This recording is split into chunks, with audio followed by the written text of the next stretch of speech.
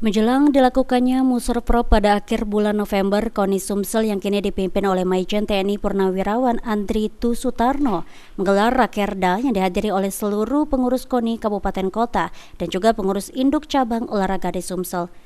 Dalam rakerda ini membahas sejumlah agenda yang akan dilakukan dalam Muserprop mendatang.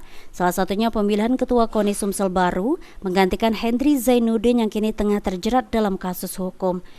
Disampaikan oleh PLT Ketua KONI Sumsel, proses penjaringan Ketua KONI Sumsel akan digelar pada tanggal 23 dan 24 November, di mana para calon Ketua KONI diwajibkan mengambil formulir pendaftaran dan selanjutnya harus kembali mengembalikan pada tanggal 27 November.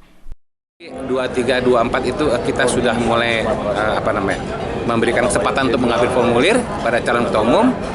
Nanti diserahkan kembali pada tanggal 27 hari Senin. Nah, selanjutnya tanggal 28 akan kita umumkan atau ada hasilnya lah, hasil dari TPP yang kita akan serahkan kepada panitia pelaksana Muserprop nanti.